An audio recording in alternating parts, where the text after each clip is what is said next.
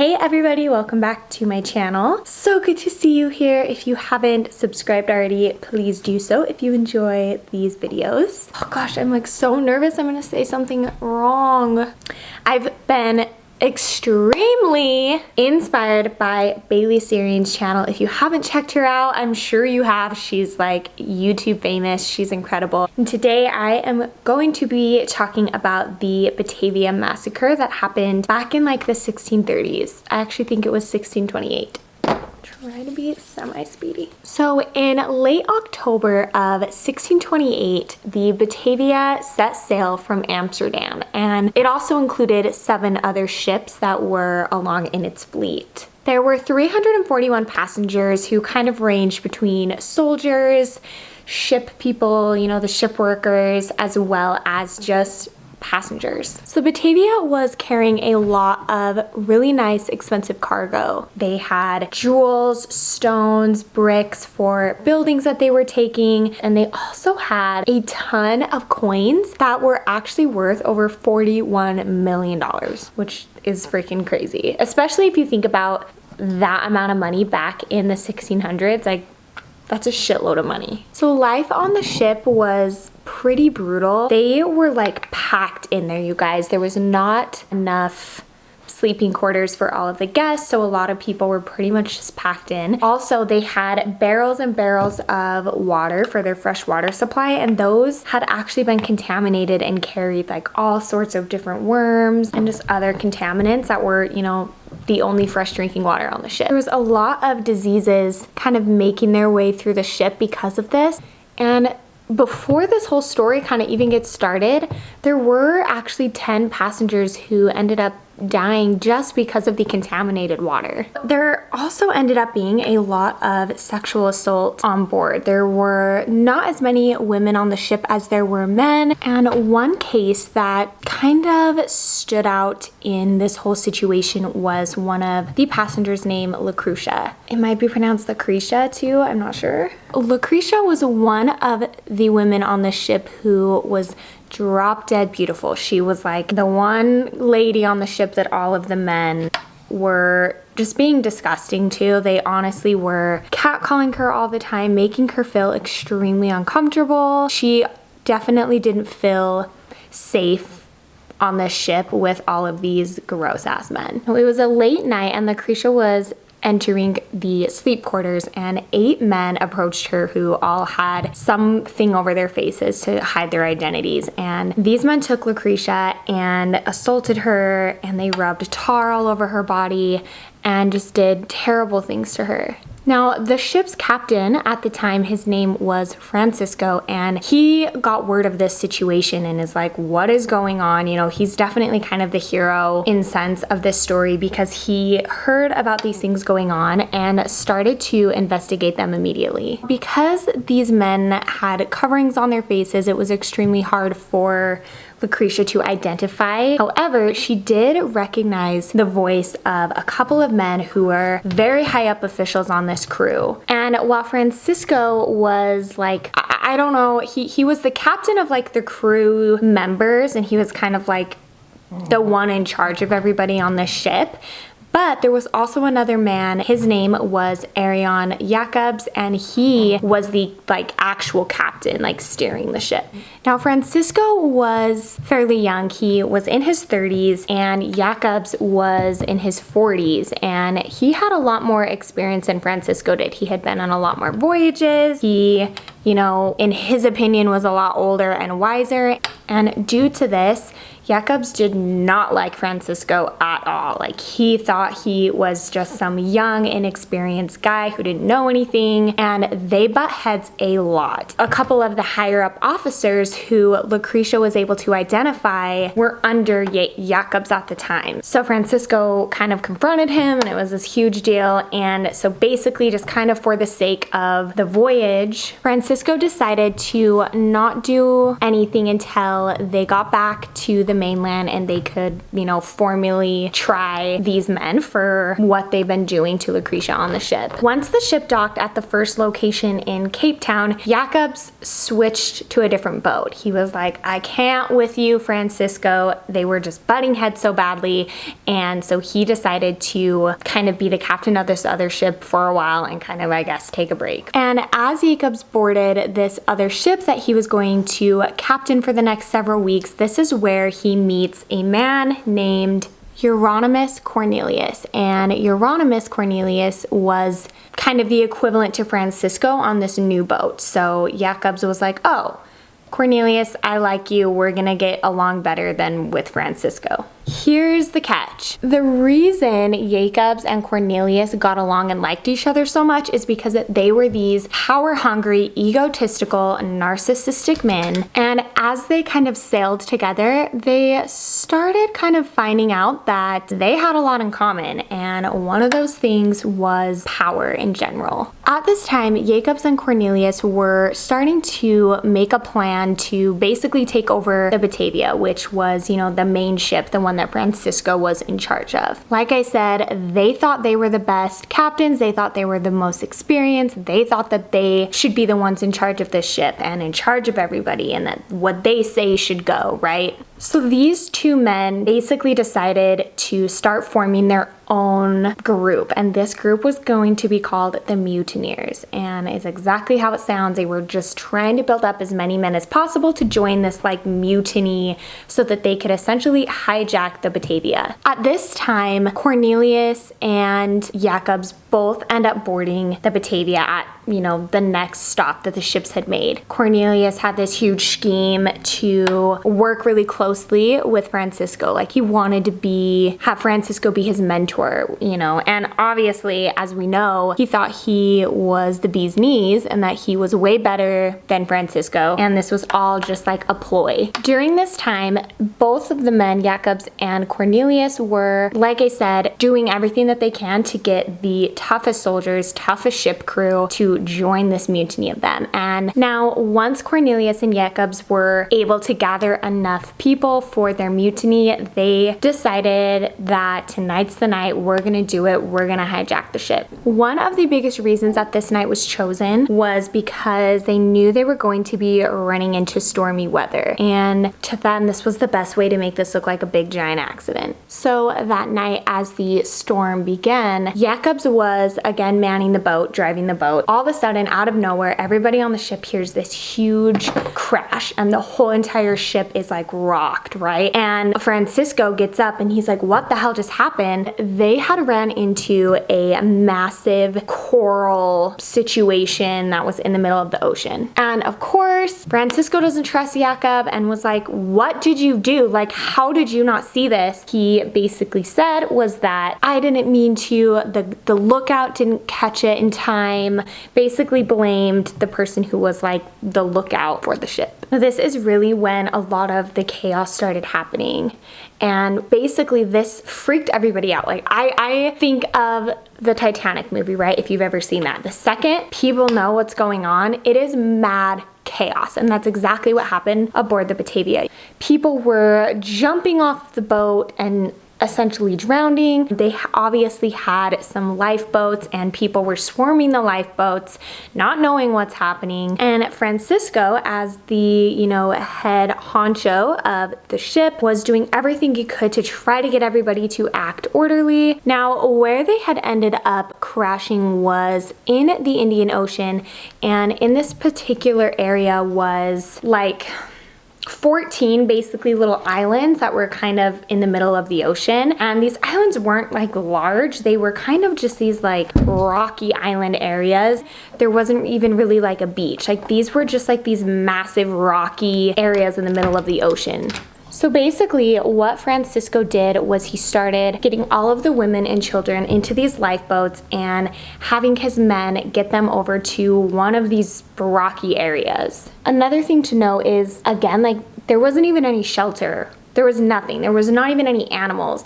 There were a couple like rocky areas where there were a lot of sea lions that were living, but I don't know, like when I first kind of read about this story, I pictured like an island that they're all getting lost on with like vegetation and thick trees and scary animals, and like that was not the case. Like picture a gigantic rock, 14 gigantic rocks in the middle of the ocean. Like that's basically where these people were stranded. At this point, everybody is starting to get, you know, as many supplies off the ship as possible. The ship is now like broken in half, completely unusable. And this is a massive disaster, you guys. And remember, it's the 1600s.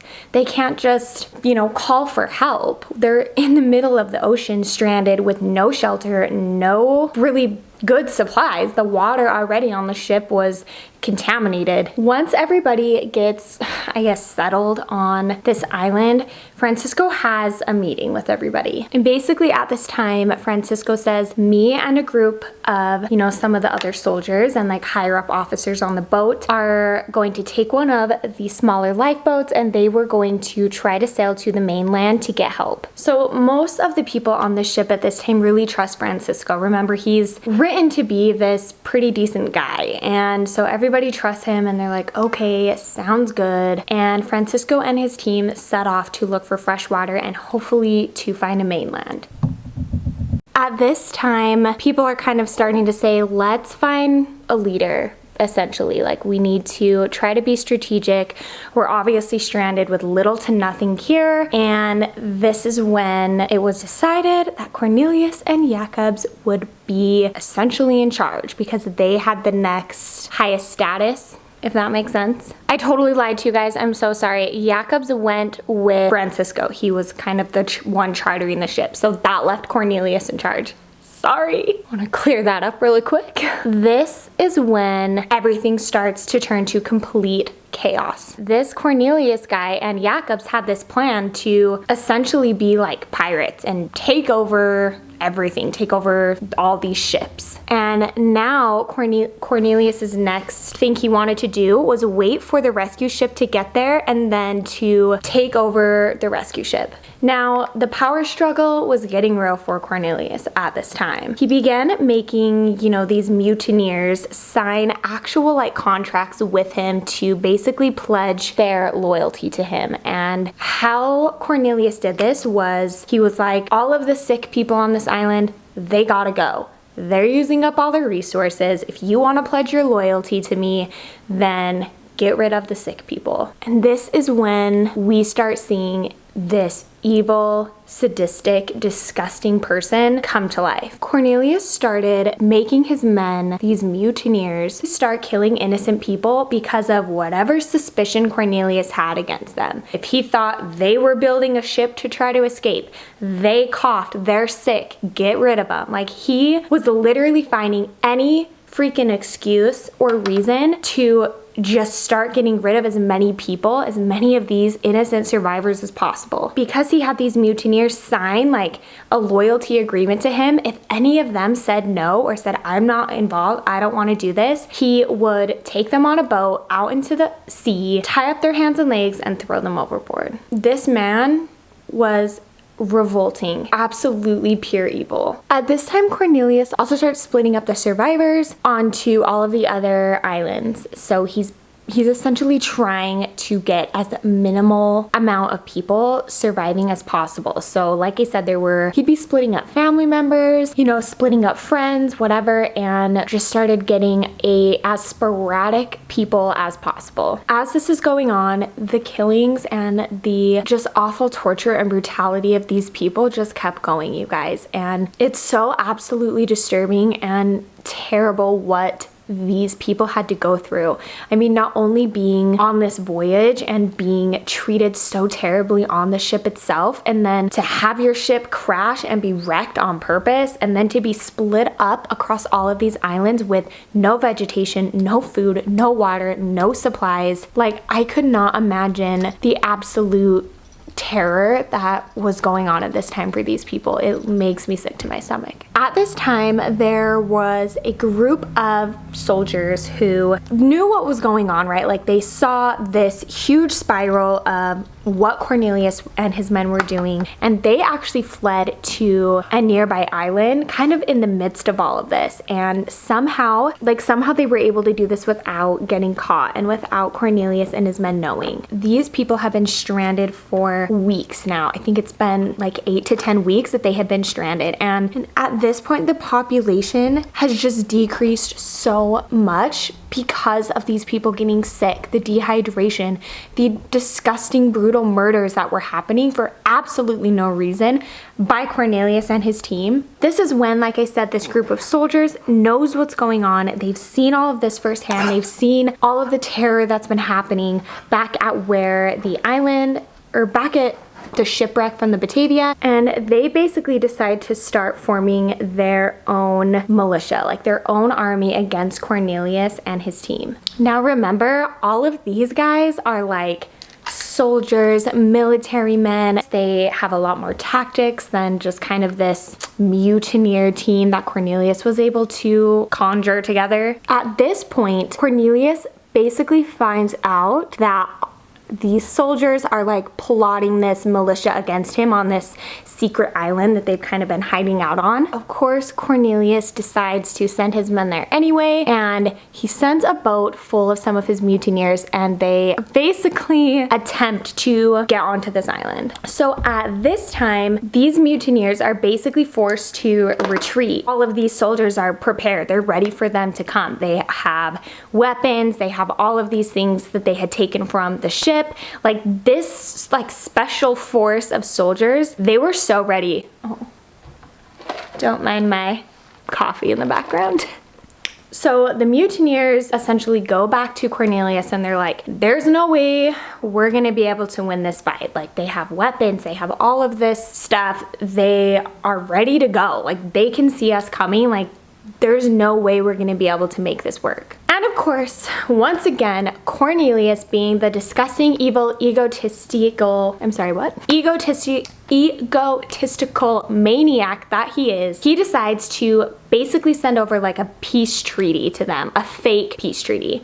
And he basically said, I'm gonna keep killing people until you like surrender. Like, so I guess this isn't really a peace treaty. And at this point, he did just that. I mean, Cornelius took a boat full of the ship boys, and at this time, you know, they were only aged between 10 and 14 years old. And he started tying them up, throwing them overboard.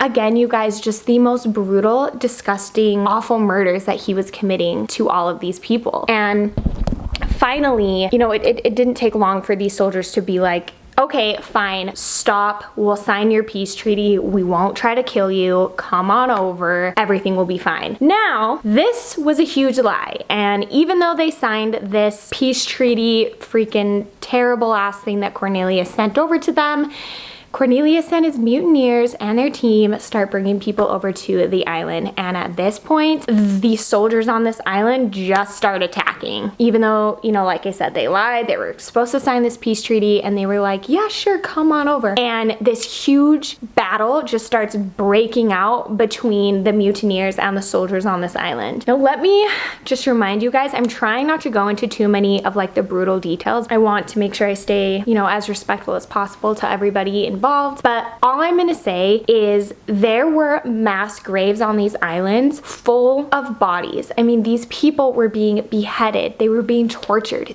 For no reason, you guys, for no freaking reason. And I digress. I just want you guys to know like how, you know, the actual implications of what's been going on this island. And so essentially this massive battle is taking place, and out of nowhere, everybody stops because they see a ship out in the distance, and they're like, holy shit. Now remember, the mutineers and Cornelius are planning on taking over the rescue ship if it ever came. And at this point, it's been 3 months of all of this mess, all of this terror going on this island. At this point, they see the ship, and the soldiers are like, get Cornelius, like, we know their plan, they're gonna take over our rescue ship, grab him. They get Cornelius, they handcuff him, they put him in some kind of makeshift cage that they had created. I mean, these soldiers, you guys, like, they had been busy for those 3 months planning and making sure that when the time came, they could attack and they would win and they would get rid of all of these people. So the mutineers jump in a boat and they're going as fast as they can to the ship. And so the soldiers on this other island